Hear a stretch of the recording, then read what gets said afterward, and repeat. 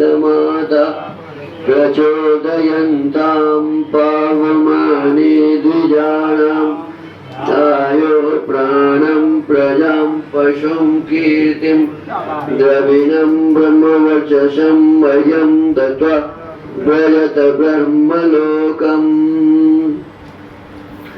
इदानीं वेद पाठो भविष्यति। अद्य ऋग्वेद यजुर्वेदस्य तृतीयोऽध्यायस्य द्वाचत्वारिंशं मन्त्रस्य स्वाध्यायो भविष्यति। स्वाध्यायमान मन्त्रस्य येषा मध्येति प्रवसन इत्येतानि प्रथमानि पदानि सन्ति। अववेद स्वाध्याय होगा। आज यजुर्वेद के तीसरे अध्याय के 42वें मंत्र का स्वाध्याय किया जाएगा। स्वाध्याय किए जाने वाले मंत्र के ऐसा मध्येति प्रवसन ये प्रारंभिक पद हैं। ओम येषा मध्येति प्रवसन येषु सौमनसो बहुः गृहानुपव्वयामहे तेनो जानन्तु जानतः। इस मंत्र के ऋषि है येषा मध्य से संज्ञोर ऋषि, वास्तुपति रग्निर देवता, अनुष्टुप छंद गांधार स्वर, पुनस्ते गृहाश्रमेण कीदृशा संतित्युपदिश्यते। फिर वह गृहस्थाश्रम कैसा है इस विषय का उपदेश अगले मंत्र में कहा है। कल बताया था कि गृहस्थ आश्रम सबसे श्रेष्ठ आश्रम। यदि गृहस्थ न हो तो ब्रह्मचारी नहीं होगा, गृहस्थ न हो तो वानप्रस्थी और सन्यासियों का पालन होगा ही नहीं, बनेगा ही नहीं। तो कहने का मतलब है इसीलिए जैसे समुद्र में सभी नदी समा जाते हैं ऐसे ही गृहस्थाश्रम में सारे आश्रम समाये हुए हैं। आज इसके अर्थ को करते हुए पदार्थ करते हुए स्वामी जी कहते हैं प्रवसन, प्रवास करना हुआ करता हुआ देखिए। ये सब जिन गृहस्थों का अद्वितीय स्मरण करता हुआ, ये जिन गृहस्थों में बहु अधिक सौमनस प्रीति भाव है, उन गृहस्थों का हम अतिथि लोग उपहुयामहे नित्य प्रति प्रशंसा करते हैं। देखिए किनकी प्रशंसा किया जाता है, तो जिन गृहस्थ के हृदय में अतिथियों के लिए सम्मान होता है। दो तरह के लोग हैं, एक लोग ये चाहते हैं कि मेरे यहाँ अतिथि आवे, एक लोग चाहते हैं कि मेरे यहाँ कोई ना आवे। ऐसे भी लोग हैं। दुर्भाग्य है ऐसा, बहुत सारे लोगों के मन में होता है मेरे यहाँ अतिथि ना आज आए तो अच्छा है ना। अतिथियों को बैठाना, उन्हें भोजन कराना, उन्हें सम्मान करना, अरे जो मेरे पास है ना। भगवान कृष्ण के बारे में आप लोगों को पता होगा, जब वो दुर्योधन के यहाँ गए तो उन्होंने भोजन करने के लिए उन्हें कहा तुम्हारा अन्न नहीं खाएंगे, कि तुम बहुत नीच है, तो नीचों का अन्न खाना उचित नहीं है, पाप है, तो तुम्हारा अन्न तो खा नहीं सकते। और वो वापस लौट रहे थे तो चले गए विदुर जी के घर। और पढ़ते हैं पुस्तक में लिखा है कि विदुर जी की पत्नी इतना भावुक हो गई, विदुर जी नहीं थे, कि कृष्ण मेरे यहाँ आए, तो वो गुदा वाला भाग केला का उधर फेंक रही थी और छिलका उनको खाने के लिए दे रही थी। और बड़े प्रेम से उस छिलके को कौन खा रहे थे? कृष्ण खा रहे थे। उसी समय आ गए विदुर, तो उन्हें अच्छा नहीं लगा, वो केला खिलाना शुरू किए। कहे कि वो आनंद अब आपके इस केले में नहीं है जो आनंद माता जी के उस छिलके में है ना। एक भाव होता है ना, तो जिसके भाव होते हैं कि हमारे यहाँ अतिथि आवे, ऐसे व्यक्ति, ऐसे गृहस्थ है ना, ऐसे गृहस्थ श्रेष्ठ कहते हैं। और कहा गया है कि अतिथियों को ऐसे ऐसे घरों में जाना चाहिए जो चाहे कि मेरे यहाँ आए, जो चाहे नहीं कि मेरे यहाँ आए वहां है ना जी। तो कहते हैं, एक कवि लिखते हैं कि नो विप्रपादो दक कर्दमानी न वेद शास्त्रा ध्वनि गर्जितानि स्वाहा स्वधाकार विवर्जितानि श्मशान तुल्यानि गृहाणि तानि। वो घर श्मशान है जिस घर में अतिथि आकर पैर न धोते हों। पैर धोने से, अतिथियों के पैर धोने से पहले तो पक्का नहीं था ना, तो कीचड़ हो जाता था, तो अब पानी पानी न जो हो जाता हो, है ना जी।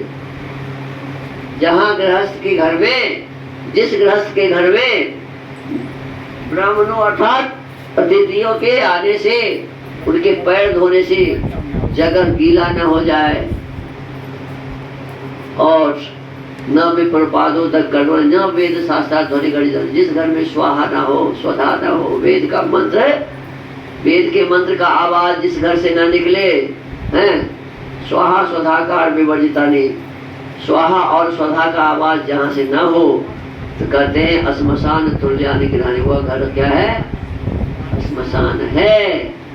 तो हमारा घर श्मशान न रहे, हमारे घर में भी ये यज्ञ हो प्रतिदिन नियमित रूप से, और हमारा हृदय खुला हो अतिथियों के लिए, हमारा द्वार अतिथियों के लिए खुला हो, और हर क्षण मेरे हृदय में हो कि कोई विद्वान हमारे यहाँ आए, है ना। देखिए कितना स्वाभाविक बातें हैं। है किसी के पास में कुछ भी नहीं, क्या है हमारे आपके पास? सही बात तो सोचिए, यदि सचमुच विचार करिए तो क्या है हमारे पास? हैं? उस परमात्मा ने जो कुछ दिया है हमें, उसके बराबरी का कुछ भी है क्या? एक यदि मान लीजिए हमारे किसी बच्चे का पैर खराब हो गया, मेरे माता जी का किडनी खराब हो गया, तो आप अरबों खरबों रुपया लगा के वैसा किडनी बना नहीं सकते, वैसा पैर लगवा, नकली तो जरूर हो जाएगा, है ना।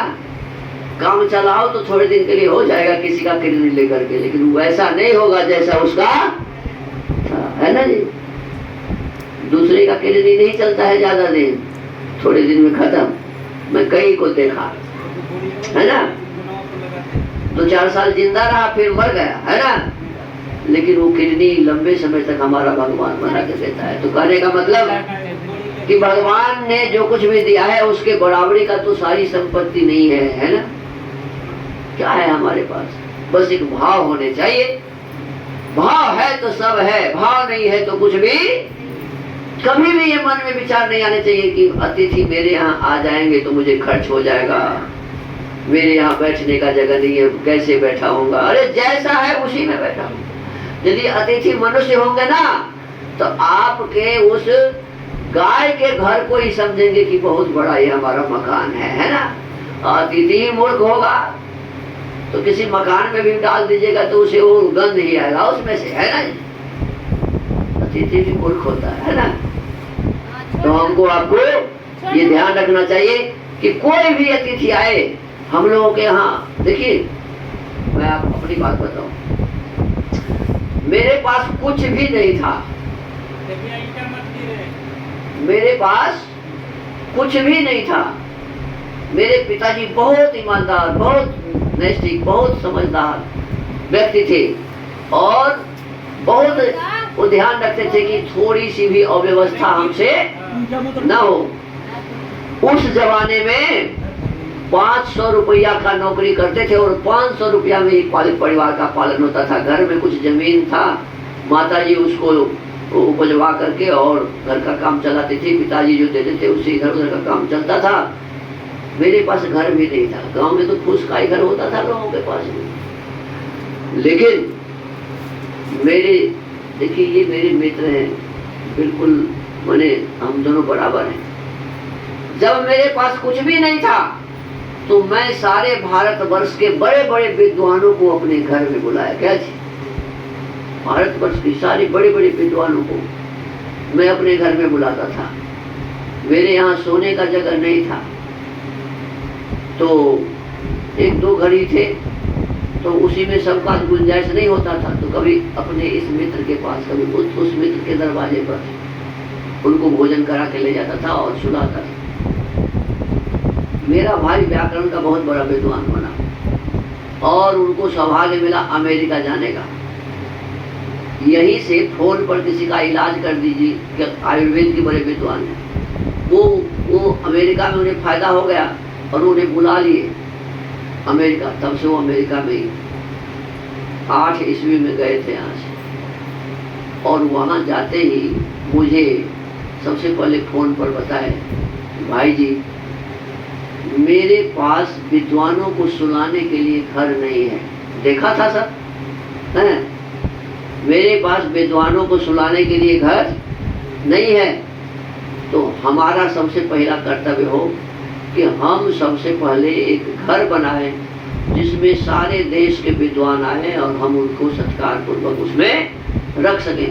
तो प्रति मास जो रुपया उन्हें मिलता था, डॉलर वहाँ मिलता है, उस समय 1 रुपये का था 68 रुपये, अब तो हो गया 83-84 रुपये। तो जो पैसा उन्हें मिलता था अपने भोजन के बाद सब पैसा हमें भेज देते थे कि इससे आप बालू लाइए, सीमेंट लाइए, गिट्टी लाइए, और काम शुरू कर दिए। हम लोग भी ये सोचे कि भाई अमेरिका वाली बात है तो यहाँ कुछ बढ़िया बनना चाहिए। तो ऐसा निर्माण किया, वो मकान को बनते बनते 1 करोड़ रुपया लग गया। और आप जाएंगे तो उस इलाके में यदि सबसे अच्छा मकान किसी का है तो ये आचार्य जी का मकान है? तो क्यों बनाया?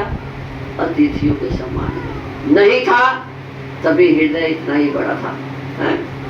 अतिथियों का। और जब हुआ है तब भी ऐसा ही है। तो आपसे मेरा निवेदन है, मेरे पास कुछ भी नहीं है, कोई बात नहीं, अपने हृदय के उद्गार को ऐसे बना के रखिए कि लोगों को समझ में आए इसके पास सब कुछ है, किसी भी चीज की कमी इसके पास। ऐसे भाव हमारे भीतर में होने। तो यही बात इसमें लिखा है वेद में लिखा है कि प्रत्येक गृहस्थ जो प्रीति भाव वाला हो। कैसे? प्रीति भाव वाला। उन गृहस्थों का हम अतिथि लोग नित्य प्रति प्रशंसा करते हैं, जैसे कि प्रशंसा होती है ना। जो प्रीति रखने वाले गृहस्थ लोग हैं वे जानते हुए धार्मिक हम अतिथि लोगों को यथावत जाने। जो प्रीति युक्त होंगे वही सत्कार करेंगे ना, हम उनका सत्कार करेंगे, सम्मान करेंगे, वो हमारा सम्मान करेंगे। तो इस प्रकार के ऐसे एक दूसरे के प्रति स्नेह और प्रेम रखना चाहिए, तभी हमारा ये जीवन सफल होगा।